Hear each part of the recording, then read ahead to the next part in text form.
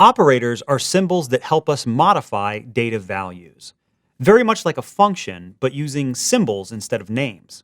There are three types of operators which are directly related to how many symbols the operator uses, or operands. Let's look at those now. One of the first types of operators would be called unary, which means it would have one operator. That would be, for instance, like plus for sum, or maybe minus to do subtraction. Another one would be binary types. So binary, which would have two operators. So here we have such as greater than or equal to, and then less than or equal to, which would be the opposite.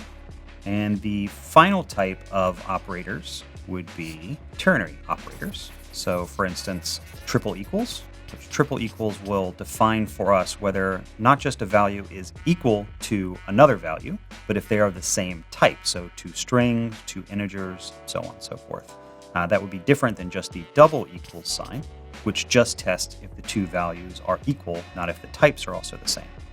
Another type of operator would be comparison operators. So here we're comparing, like we saw before, double equals or triple equals. We could use not equal to, which could be defined this way, or with two greater than and then a less than symbol. It could also be a greater than or less than, then a greater than equal to, or say a less than or equal to.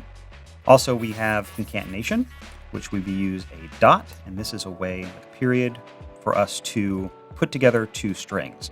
For instance, we could say in double quotes, hello, and then the period or the concatenation dot, then double quotes again, and then world, and then close the double quotes, and then a statement, so the semicolon, and that would actually equate to hello world, all one word, no spaces, because we didn't have any spaces in our string to start with. Another one would be arithmetic, such as plus or minus, asterisk for multiplication, or then a / for division. We could also have auto increment, which would be the plus plus symbol, so plus plus as an operator. The way we would use that is to take a variable, say for instance, count, and then put plus plus after it, close that statement with a semicolon, and now count each time this line goes past would increment by 1. You can also do type casting, so casting such as int, so int of foo, so this would take whatever the variable foo had in it and make it a integer. And then let's say we could do casting as a string, $foo, which means it would be double quotes 1, so the string instance of 1. And we could also pass it through with Boolean casting, so bool $foo, and that would then equal to true when we cast it because it's a non-zero value, and 1 would equate to true. Another operator could be assignment operators, so like equals, which is going to be assigning all of our variables. We also have plus equals, which would be to add automatically at the assignment. We also have dot equals, which would be for string assignment. So now what we're going to do is head over to Workspaces and take a look at these operators and how they're used in a code format. So let's talk about operators. There are a lot of different types of operators in PHP. So we're going to break this up into a couple of different videos here for you. But let's start with understanding some basic ones. The first is arithmetic, and the next is string operators. So an operator is anything that takes one or more values and yields another value. So when we're adding numbers, we're using a plus symbol, that's an operator. When we're using a minus and we're doing subtraction, we get a difference result by using the subtraction operator or the dash. So let's define some operators and get started using some arithmetic operators. So we'll go over to our code. We're going to remove all of our previous information. And we'll start by defining a few integers. So we'll do a is equal to 10. And then we'll do another one, which will be b. We'll set that equal to 10 as well. We've got two different variables, both with 10 as their value. All right, so let's start with doing some base arithmetic operators. Let's start with sum. So sum and the sum of these two numbers. So we'll do A, and then the plus or the addition or sum operator, and then B. So we've seen this before, nothing really drastic here, but that will give us a sum result of the values of A and B. So let's do a few more here. So we'll say difference or diff, and then we'll do A minus B. Okay, that will give it the difference of the two. How about we'll do the product. So product, so we'll be doing multiplication here. So we'll do $A.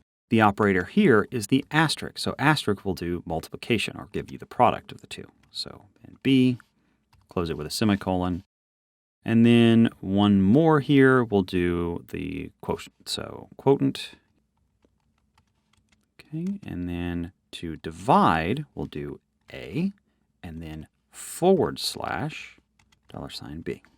Okay, so here are 4 operators that we will use very often with arithmetic. So let's echo these out and see what we get. We'll actually put them down here in a unordered list. So scroll down and create our unordered list.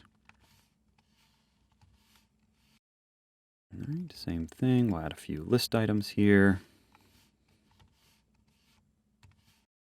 All right, and let's do some echoing. So open up our PHP tags and say echo and then sum. All right, close our PHP tags, and then we'll do a few more here. So we'll copy and paste this in, and we will do all of our other operators. So there's difference, here's our product, and then our division or our quotient. All right, save this, and let's do our preview. Okay, so 20, 0, 100, and 1. So that gives us our addition, which 10 and 10 is 20.